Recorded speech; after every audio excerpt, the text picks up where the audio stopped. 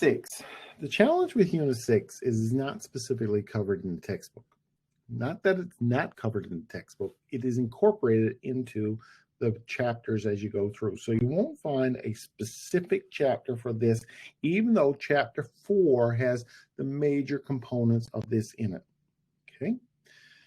So what are we looking at here?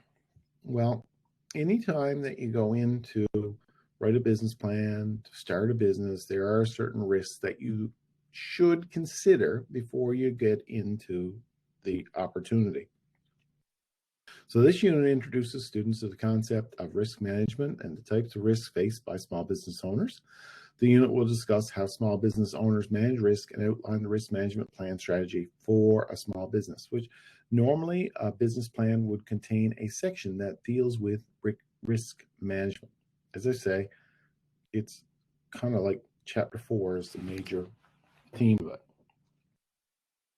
So we're going to define what risk is and the concept of risk assessment. We're going to look at various types of risks, and we're going to discuss how that risk can be mitigated and basically the planning process for making sure that risks are managed.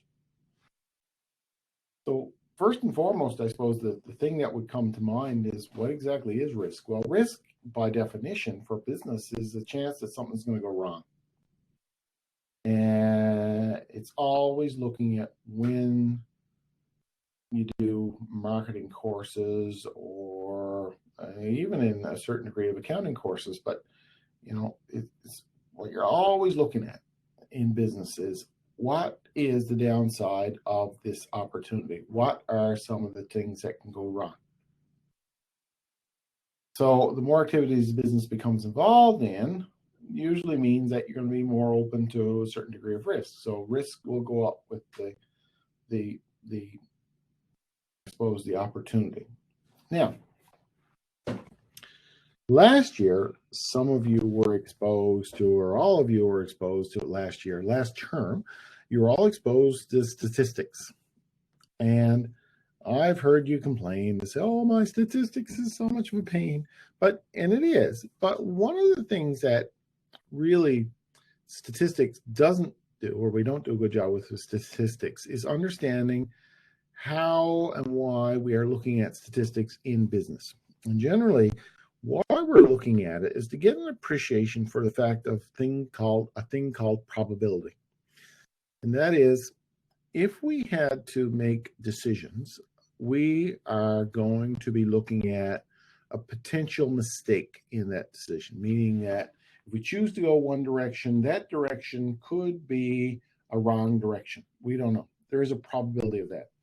And when we look at statistics and understanding for statistics, what we're doing is appreciating how those probabilities or how the chances of mistake are to happen. And obviously, any decision we make going into the future, it's not 100%. We can't guarantee it. But we have an appreciation that statistics gives us an educated perspective on how much risk there is. We're more apt to take that because we'll say, well, there's a 50% chance of something going wrong or a 5% chance of something going wrong. Obviously, if it's a 5% chance, we're much more willing to go down that road than if there's a 50% chance of something going wrong. So if we can kind of put a number on it in terms of how much risk there is, it gives us a better sense. It might not be a comforting sense, but it's a better sense. So small business owners need to anticipate the unexpected. More importantly, they need to understand how to develop an effective strategy to handle and minimize risk in their businesses. So entrepreneurs need to assess the risks for their day-to-day business operations. So starting small business is really no small feat. Many entrepreneurs spend a whole lot of time and a whole lot of money developing a good plan that kind of fits in this mold of a business plan that allows them to start their business. They don't spend a lot of time probably assessing the risk level of it. So the management of risk is often overlooked by entrepreneurs who mistakenly believe that the loss is best dealt with once it happens and not really before it happens. So risk management is really the idea or the theory behind risk management is if we can anticipate the problems, we can deal with them better. The risk management is the ability to address the risk in order to minimize the effect of it in a business. If effectively managed, the impact of the loss to the business will be minimized. The risk management is a practice of using processes, methods, and tools, usually statistically based, that manage these risks. And risk management focuses on identifying what can go wrong, evaluating what the risks are if something does go wrong, and dealing with it. So entrepreneurs who have identified the risk will have a better idea of how to deal with them and what is the cost of them if they were to happen.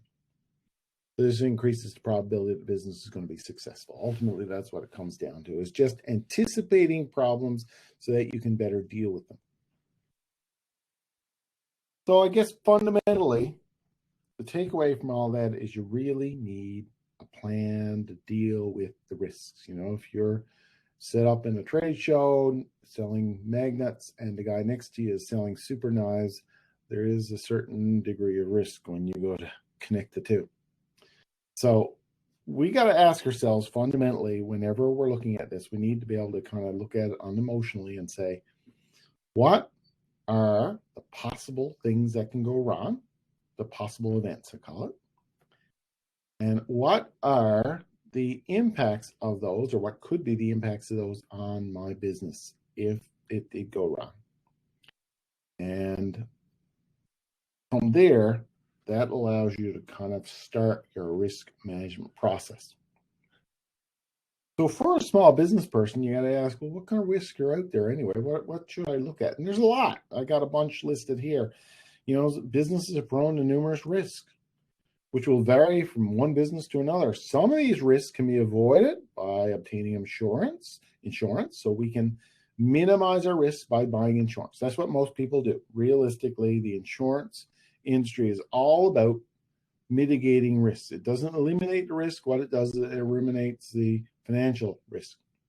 However, there are a number of risks that can't be avoided or minimized by insurance policies. As such, it's important for an entrepreneur to ensure that his or her own personal assets are safely secured, I'll call it, in the event that the risk happens. This is where we get into, you know, the idea of forming a corporation to protect yourself from personal liability. So in general, risk emerge from the following. Natural hazards. You know, if you think about what exactly is a natural hazard, well, that's something that is beyond your control. Okay, it is just natural. Rain, wind, fire, these sorts of things are natural hazards. You can pray, but that, you know, it's not very helpful if you are not prepared for it. So hope is not really a strategy. You got the planet. An example, for example, Marianne, up your way, yesterday, the roof was damaged on the water tower again. That's a natural hazard that the town has. And, you know, it's about the fifth time that water tower has been damaged by wind. And we're always having wind here. So we need a better solution than what we've come up with so far. But that's an example of a natural hazard. Whenever we build a $2 million water tower, we got to expect that sometimes it's going to get damaged by wind. Contracts and legal relationships. Well, from our law course, if we recall our law course, that's one that is fairly common. Whenever you write a contract or enter into a contract, you are making a promise to do something that if you don't follow through on, you could theoretically be sued for. That is a risk. That is a risk. Or if you do follow through on it and something goes wrong, you know, that is a risk too. So contracts and legal relationships are big in business. Everything from employment contracts to contracts for services, all of these sorts of things come with a certain degree of risk. Financial operations is a really big one. You don't have enough money to pay your bills. If you're a restaurant and you get struck by COVID, for example, and your restaurant is shut down, how are you generating revenue to pay your bills? Your bills will continue, but if you're not open, your revenue is not continuing. That creates a problem. Misconduct of employees. We've talked about this in law. We've talked about it in other courses as well. Let's assume that your employees do something wrong, maybe fraudulent, they steal from you, okay? So they take money. Or it could be an act of omission. You hire an employee to drive a truck. The employee does not such a good job driving a truck, has an accident and kills somebody. That's misconduct by an employee. Again, because of vicarious liability, we talked about this in law, you or your company would be responsible for the damages. Acts or omissions of third parties. Let's assume something goes wrong. You hire someone to do something for you, to plow your snow, to plow your driveway. That person then becomes what's called a third party. Or, that person does whatever they do and it causes problems for somebody. Let's assume, for example, you hire someone to clear your driveway. They clear your driveway, but they forget to salt it. Someone walks into your business, slips and falls. Well, the omission was the fact that your snow clearer did not do a good job, did not put down adequate salt, and you are stuck with the damages from that. Another big one that a risk comes from is federal, provincial, and municipal laws or regulations. And this is a common one, for example, where new legislation comes down that causes something that was perfectly legal not to be legal anymore. If we're looking at environmental regulations that government will impose with regards to pollution, for example, a business that is in the oil refining business may find themselves in a position where they're polluting too much, or they have to create some mitigation for damages created by what they did. Economic conditions. We saw, for example, the oil industry goes belly up because the price of oil drops. That has serious impact on a lot of businesses. Property loss. This is where a business gets destroyed, burned down, blown down, water, overwhelmed with water, these sorts of things. That's an example of property loss. Use of technology is another big one. We hear the term disintermediation. If you are selling insurance, let's assume you had a business where your job was selling insurance. You were an insurance agent. So many insurance agents are being put out of work today because people are buying their insurance online. And this means that these intermediaries, these insurance agents are being disintermediated by the internet. So their business is basically disappearing out from under them. And the workforce. Maybe your workforce is just not there for you. Maybe you just don't have any skilled employees that could work. These sorts of things, that's a risk for your business. So all of this then points to the need to have various strategies to mitigate all of those potential risks and more. So when many business owners think about risk management, it usually is limited to purchasing standard insurance, and really insurance is just not going to cover all of the ones that we just talked about. In this video, I want to give you an overview of risk management and how to manage project risk. Let's assume you're building something. Risk management is a core part of all project management. And the reason is simple. Projects are novel and uncertain endeavors. And that novelty, that uncertainty means that things can happen that you're not expecting. Projects are inherently risky. And so we need to manage that risk to stay in control of our projects. And the basic risk management process has 4 steps. The first step is to identify the risks, and the best way is always to get a group of people together and just list out everything you can think of that could possibly go wrong. Of course, some of the things you think of are incredibly unlikely, but we'll come to that later. Another good way to identify risks is to look at the different aspects of the project and ask what can go wrong on a category by category basis, however you choose to break up your project. And so risk management can start in earnest once you've started to think about the scope of your project, and you can go to a greater level of depth once you've got a work breakdown structure. Another great approach is, as you move through your career from one project to another, keep a record of all the risks that are identified in each project. And that way you'll have a master list of risks which you can draw down on for identifying potential risks for each new project. Once you've identified your risks, the next step is to understand them, to analyze those risks.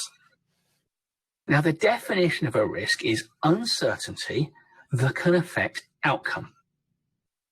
Therefore, the two principal components of a risk are the likelihood with which it might happen and the impact it will have if it does.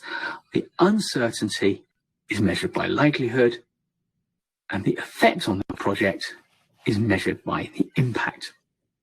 There are other things we can bring into our analysis if we're taking on risk management at an advanced level, like proximity.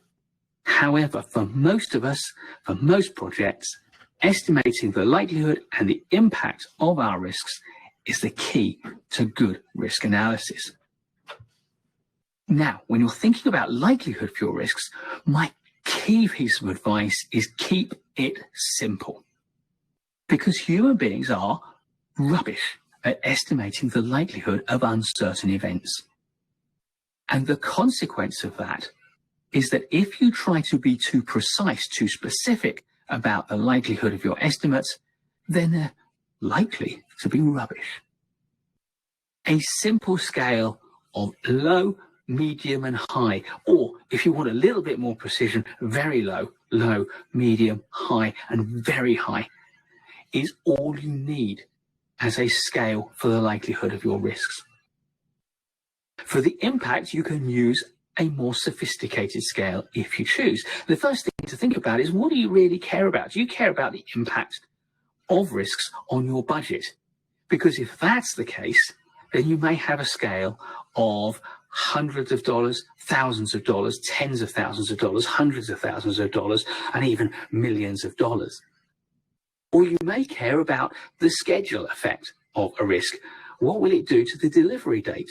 In which case your impact scale might be days, weeks, months, quarters, or years. You might be interested in the reputational effects. If something goes wrong, how will it affect our reputation? Will we see a small paragraph in a trade journal or a local paper?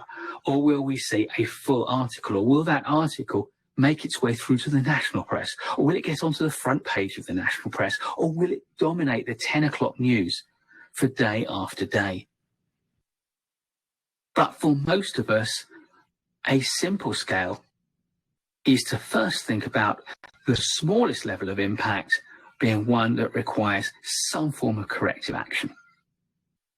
A greater impact may need you to think about a new plan for how you're going to deliver that part of the project. Or you may need a whole new strategy for how you're going to deliver the whole project. Or it may be worse than that, and no amount of replanning and new strategies will allow you to achieve all of your objectives. One or more of your objectives will be compromised if this risk occurs. And of course, the greatest level of risk that you should be managing without highly specialized experience is the risk that the project will fail. The goal of your project is compromised. Yes, of course, there are higher impacts than that. People being hurt, or the reputation of your organization being permanently tarnished. But of course, if those are real risks, you need to bring in real experts to help you manage them. Now, once you've analyzed your risks, you can then triage them by looking at where they appear on a simple graph of likelihood versus impact. And of course, the further up towards the top right-hand corner that they appear, then the more serious that risk is and the more strategies you will need to manage your risk. So step 3 of our risk management process is to put together a plan for how you will handle that risk. And we build our plans from a number of component strategies. And the 6 core strategies that I always build my plans from are, firstly, to see if you can do anything to remove the risk entirely. This is the gold standard. But on many projects, for many risks, it is not possible to remove the risk entirely. But if you can, you should do so. The second strategy is to reduce the likelihood, to make it less likely that that risk will materialize. Strategy number 3 is to reduce the impact of the risk. If it happens, then what can we do to make it less severe, less serious? Fourthly, we could transfer some or all of that risk to a third party. The obvious example is insurance. But remember, every time you enter into a contract for professional services of one form or another, you are transferring some of that risk to the other party and using the contract to enforce that transfer. The fifth approach is to accept that the risk may happen and to build a contingency plan so that you can handle that risk should it materialize. A plan B. This is about having the resources and the preparedness to deal with the outcome should the risk occur. And of course, the 6th strategy is to accept the risk. If the level of threat is small enough and you consider that none of the other strategies offers a cost-effective solution for reducing the risk, then it's totally appropriate to accept the risk and accept that if it does occur, you'll need to do something about it. But hopefully it will not be a very serious risk, because otherwise you will have implemented one or more strategies. And clearly for the highest likelihood and impact risks to the top right, you'll need a whole basket of strategies to handle them. And finally, the 4th stage of risk management is, of course, to put your plans into action. And hopefully you will have documented your risks and your plans on a risk register, which is, if anything, the one single most important project management document that you will have. That risk register becomes part of your audit trail and therefore a document of governance. But it's also a management tool that allows you to track what you are doing and to keep an eye on your risks. And of course, every time you take an action, you can then record that action on your risk register and monitor the impact it has on your risks. If the action doesn't satisfactorily reduce the risk, then analyze why not, come up with an additional plan and take further action. And that's the cycle of success. Understand the situation, put together a plan, take action, and review where you are and understand the outcome. So risk management is a simple 4-step process. It's supported by some very simple, straightforward analytical tools that you can use on any project and a set of 6 strategies from which you can build plans to handle your risks. The primary tool for risk management is your risk register or risk log, and I would recommend that every project manager builds your own version. Base it on a template like ours, by all means, ideally in the form of a spreadsheet or something like that. But critically, having and using a risk log is not the same as managing your risks. You've got to act on the plans you put together. You've got to allocate each risk to a named individual, make them responsible, and follow up. Make sure that changes are happening. If you do all of this, you'll find that risk management becomes part of your routine. And when you do risk management well and effectively as a part of a regular project management routine, you will stay in control. So you can see just from his presentation there that, if you think about a business plan as a project or developing a business as a project, that risk management is an essential ingredient that you need to look at in terms of as you go along.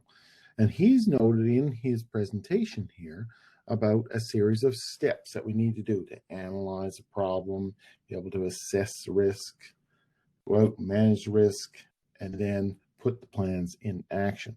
And that's effectively the standard that's used. Now, different sources will say there's a different number of steps, but it really is irrelevant. The basic concept is analyze what the situation is,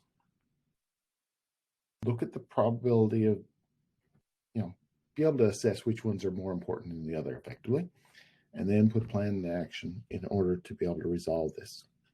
So what we have to do is to consider likelihood of cause and likelihood of effect. So it's really a pretty straightforward process. Okay, we got to be able to predict and then plan. How do we look at this? Well, he mentioned in there this idea of assessing lists. What we got to do is think about risk in terms of a likelihood, and this is what I go back to the stats. We talked about the probability of an event happening, right? What is the likelihood? And we also need to look at what is the impact of that if it were to happen. So project items that are defined as risky, that have high likelihood and high impact if they were to happen, are very important ones that we need to really, really consider the risk of a lot. And what are we going to do? A lot. Items that are low risk of happening or low likelihood problems that have low impact if they did happen are ones that we don't need to look at too much. So as we move up through the categories, we really need to figure out each risk item, where does it fit on this categorical scale? And we want to focus our attention on high risk, high impact problems. So really, ultimately, it comes down to this simple mathematical equation. Risk is really a function of the probability of the event times the consequences of it occurring. And we really need to list down all the events that can happen, estimate this in terms of these probability calculation, and then we can figure out what is it, or be able to rank, what is it that's most important to deal with. I'll show you how that's done now. So generally, we do this in a 4-step process. Now, there could be more steps, as I say, different processes are going to say different things, but the basic crux of all the processes are this. Identify it. What is the risk? Let's identify what could potentially happen. Then once we get it identified, we analyze what are the probabilities and the consequences. And we ask, well, okay, considering how important it is, relative to this probability consequences, what are we going to do in order to mitigate it? What are the strategies we need to put in place? And then finally, the control and the documentation. So you think about risk, it really comes in clusters. If you think about a small business, you need to be able to look at these 5 elements to think about what is it that I should be focusing on, okay? What are the financial risks? How are financial risks going to affect my business? And things like not getting paid, suppliers not doing what to say, us not paying our bills. What are the consequences of that? That sort of thing. That would be financial risk. Technical risks. What are some of the technical issues? Do the machines break down? Does our building burn down? Does something bad happen like that? That will be considered a technical risk. Commercial risk. This is chances of getting sued because we didn't live up to our end of the contract. And execution risk. This is when we actually do something doesn't work. So we really need to think about those in terms of risk, and then we think about risk of, well, what are the legal risks in terms of what is it going to cost us in terms of penalties. First and foremost, we need to think about how can we stop anything from happening to start with, okay? Stop stuff before it ever happens, that way we don't have to worry about it. So preventing risk, your risk management plan needs to outline preventative steps that it will take in order to reduce the chances of a threat occurring. So the logical first thing to do is let's stop stuff before it ever happens. So security details, an example, ways to prevent threats such as intoxicated guests walking into a body of water at an outdoor venue. So to prevent dangers of a nighttime event, hire lighting companies, set up illumination. So this basically is a prevention method. Now, if we look at this, for example, here, the possible hazard and probability and the consequence, again, we're doing this mathematical calculation here. Let's say cold temperature is the hazard. What is the probability of that occurring? Moderate. What are the consequences or severity if it does happen? Well, it depends on the severity of the temperature and how well dressed the participants are. So if you got an outside venue on the go, we got to make sure that, if it's going to be cold, we got to tell people to make sure they dress warm. And what can we do in order to mitigate it? Rain or snow, probability of occurrence, likely. What are the consequences of severity? Likely. We're going to have to look, for example, can we cancel the venue? If we got a rock concert going on, for example, we get rain or snow. If the probability of it, this happens, like you think about in St. John's, at the down at Kitty Lake, they built a tent down there, and the tent was really a kind of a risk prevention item because usually it rains in September, or held a concert. You're probably going to get rain, and that's not going to be so good. So let's put it in a tent. That was a mitigation process until last year when the tent blew away. So they learned that wind is a probable risk for the tent. In terms of planned responses, we need to be able to include in our risk management plan their response for each potential threat. So that should it happen, this helps you prepare for a worst case scenario, prevent injuries, lost money. So an example is to plan for tents in case of light rain for an outdoor party. Creating a contingency plan or alternative location for events is another way to do it. So the area concern is safety of people. Strategies is putting security, or safety of people. Strategies could include lighting, and who's responsible for doing that. These are very simplistic examples of how risk can be prevented. But we know that we can't eliminate all risks, okay? So what do we need to do in terms of a process? What do we need to do in order to make this real in terms of a workable way of managing things? Well, the first real step, as we've identified, is to identify the basic risks. So some risks are common to most all businesses. Others are very specific to your type of business, and only you are going to be able to tell what the risks are. So the best way to approach it is to use a standard risk checklist as a set way of figuring out what's going on. If you look at the internet for your type of business, you can find out what are some of the risks of operating an ice cream stand or a hardware dealership, or these sorts of things. So the Small Business Administration provides a small business insurance and risk management guide which addresses potential risks. So you go to a COA or people like that who supply a lot of information for business, they usually have a listing of particular types of things that come under the category of identifying risk.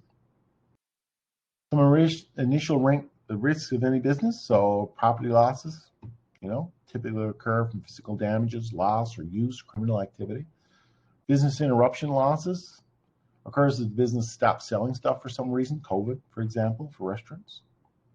In addition to property loss incurred, the company would not be able to produce goods or sell them. So this is kind of an interruption. We can't, do what we need to do. We got liability losses. Someone sues us and we lose a court case. Key person losses. A lot of organizations have key people. You talk about a graphic design business who has a graphic designer. If the graphic designer is the only person in the business knows how to draw, that's an important person for the business. What happens if that person left? What are our mitigation strategies for that? And injuries to employees. And, we normally have insurance to protect those sorts of things, or workers' compensation, but all the same, we got to think now that person could be a key person, and that could have a significant impact. Other common types of risks that are more common but less well thought about is absenteeism, people don't show up to work. Resignations, people quit. Staff pulled away back to other departments, so you lose your people. Skills or staff not available, you just don't have that. Incomplete specifications, this happens a lot in manufacturing businesses. Someone sends you a set of specs to make something and it's not complete. You can't do it. That has an impact. Time and cost overruns. You expect it will take you 2 weeks to do, and actually take 3. Now, if you're running a shipyard where you have the yard booked for different boats coming in at different times, if one boat gets delayed, that has a ripple effect on everything else, right? So that can have a big impact. Worker change orders, and this is something that we've run into with the town, for example. Very concerned when we built the new town hall. Change orders tend to drive up the cost of building because we realize something a little bit far along, and we say, oh, the roof needs to be replaced. We found that roof's bad. These are things that sometimes can't be predicted, but what you try to do is do enough planning so you don't run into change orders, because change orders can cost you a lot of money. And with the town hall, we did have some change orders, but it still wasn't that much. It was in a couple $100,000 on a $2.5 million project. So how do we figure out all this stuff? Well, the very first thing we need to do is to hold some sort of a brainstorming session. Let's think about all the potential things that can go wrong. And also we can ask experts, and they just said, you can go to the COSA world. They usually have checklists for this sort of thing. And these are people who have lots of experience in this business, and those are great people to ask. Past history. If we've run a business for a long time, we know that generally it will happen. White Hills, for example, you think about the risk of White Hills. White Hills downhill skiing has a certain element of risk, no doubt about it. And we can pretty well guarantee at White Hills that every 3 years, someone's going to hurt themselves. We do everything we can to try to prevent that and make sure we do. But almost every 3 years, inevitably, someone's going to end up having a case against the hill for whatever. And that's something that we prepare for by buying insurance. And multiple or team-based assessments usually end up putting people together, teams of people together who look at different aspects to find potential risks. So, okay, we've done a risk assessment. Now we got to think about our particular company's vulnerability. That's the second biggest thing. A vulnerability is really a function of probability. What are the odds that something's going to happen? What are the odds? And all of this is really an odds game. And you wonder why you were doing stats. This is what stats is all about. These type of odds are really as much a crapshoot or statistical tool are useful in doing this. So the goal is to kind of qualify the risk as being very important stuff we got to worry about, or not so important stuff we don't have to worry about. And we need to think too, okay, if the risk of it happens, we need to correlate that with how much damage could happen. I usually would like to see something like this, where we look at the likelihood and the consequences, same sort of thing. And generally, if it's low likelihood with low consequences, not something we have to worry about. Something that's high likelihood and high consequences, that's something that we certainly have to worry about. Okay, so this is extremely important. Whereas things that are falling in this gray zone, which are high likelihood, low consequences, or low likelihood, high consequences, these are also important. So really, 3/4 of these blocks are critically important. Let's think, for example, Air Canada. Let's say that we're Air Canada and they got to do a personal health assessment risk. Every once in a while, they would have to get together and think about what are the probabilities of certain things happening. I just want to illustrate high probability, low probability, and high consequence, low consequence here. So they would have a rating scale such as this, okay? So they listed down events. I've only listed 3 here. There could be 3,000, okay? The probability of it occurring. So we have to think about in terms of percentage chance, okay? 20% chance, 0.05% chance, 0.00001% chance. So we think of probabilities going down, right? Basically, I got a high probability event, very low probability event. But also we need to think about, it's not good enough to think about probability, you got to think about the consequences of it. What are the consequences? And we can rate them from a scale of 1 to 5, okay? So I've just put in a simple scale of 1 to 5 here. And from that, we multiply the probability times the consequences to get us a level of relative health risk. So let's take, for example, running out of snacks. People are hungry. I'll call it a health risk.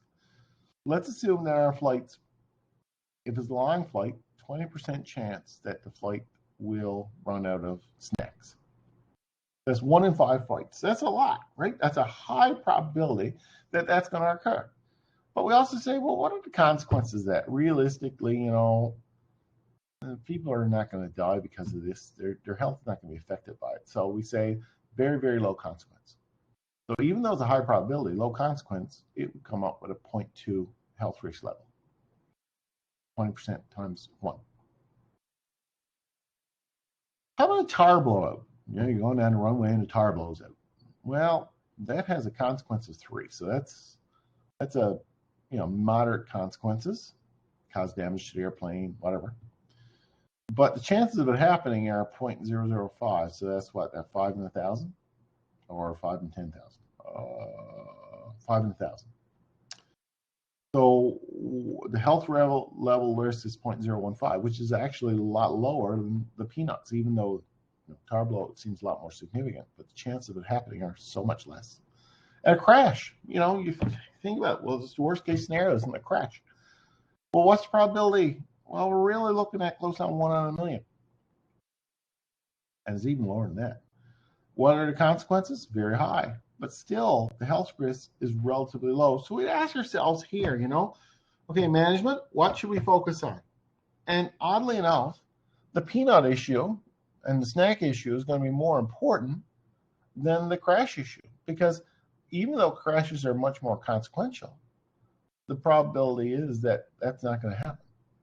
But if we dealt with the issue of the health risk of the peanuts or the snacks, we'd be better off. I'm not saying we can ignore important things. I'm just saying the probability of those important things are so low that it just is not relevant for us to concern ourselves with to any great extent.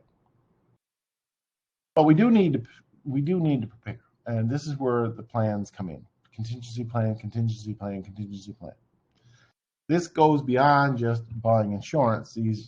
Many things need to be thought about. We implement policies that value employee safety over speed, for example. Airplanes, that's the key thing, that safety is the most important thing in the airline industry. It has to be, because companies will go bankrupt if they're not safe. Installing a security system to guard against property losses could be an example of one type of thing. Avoiding transactions with dubious potential customers. Train high potential managers on the values and the roles and responsibilities of the business and what they do.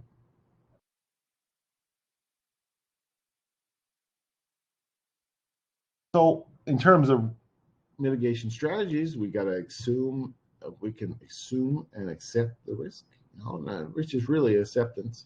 If you're going to be flying airplanes, you've got to risk that gravity could take hold sometimes and cause the planes to crash. But realistically, how often is it going to happen? You got to identify it and think about, what is the probability in relation to the consequences. Risk avoidance, which is probably the best thing to do, which is just whatever we can do to eliminate risk, do it. Controlling the risk, which is normally what we do. Certain things have a certain degree of risk, and you need to control it. So policies, protective equipment, guarding, these sorts of things would come into play. Transferring risk. This is what we buy insurance for. Effectively, what insurance does is it transfers the risk to someone else. So we pay them to take on the risk. That's what insurance really is. Probably one of the key things, though, is to monitor. Where are the risks? What's happening? What's not happening? If we can monitor risk, we can ensure that we don't run into some problems.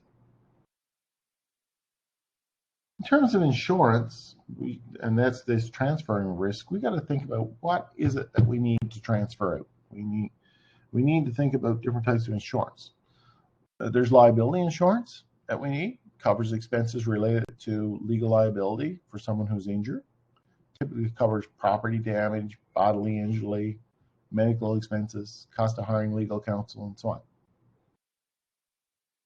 Depending on the type of business you have, too, you got product liability insurance, which covers expenses related to legal liability for injury or damages caused by a defective product that your company makes. So if your company manufactures, distributes, or sells products, then it should have that type of insurance.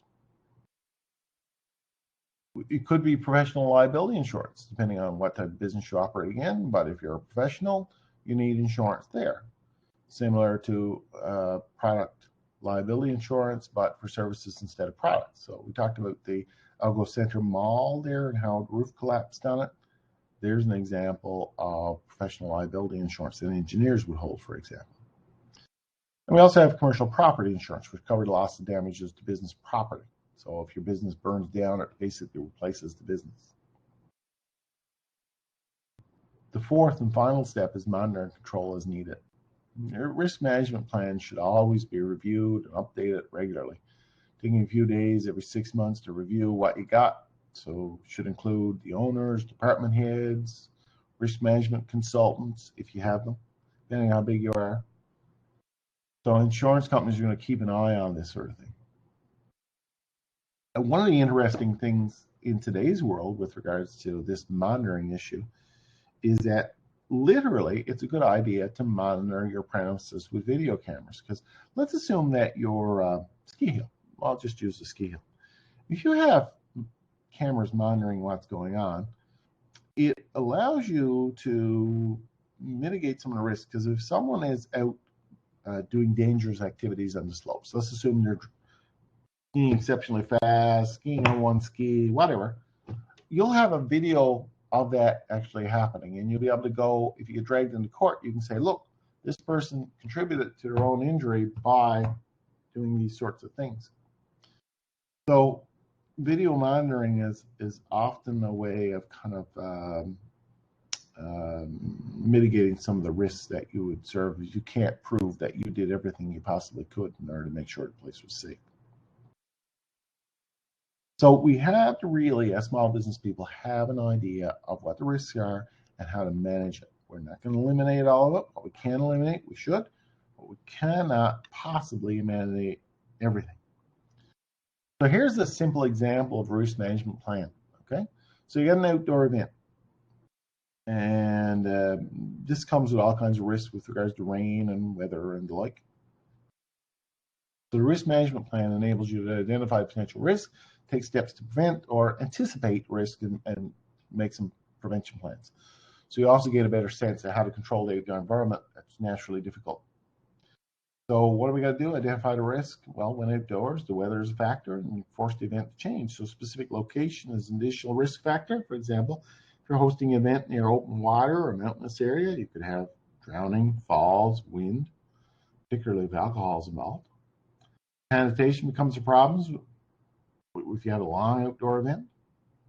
You think back in the age of some of these great rock concerts, very, very dirty. Woodstock, classic example of in the late 60s, where, gee whiz, what a mess, because it was raining all the time and no bathrooms, these sorts of things. Guests need access to sanitary restrooms and areas of cleanup. In the event they run in the evening, we need lighting. We got to evaluate the threat. Outdoor risks identified. Next, evaluate the potential threat of damage from each one. So we basically do this multiplication of the probability of the event consequences. For example, the weather during early spring and northern climate is unpredictable, with the potential for cold temperatures and precipitation ranging from rain to snow. Determine the risk of inclement weather and how it would affect your event. Snow during an outdoor spring wedding would force the event indoors, while a little snow at an outdoor event may cause a change in course, but shouldn't cancel the event completely. But if we have something like we had last night, that could have a big impact.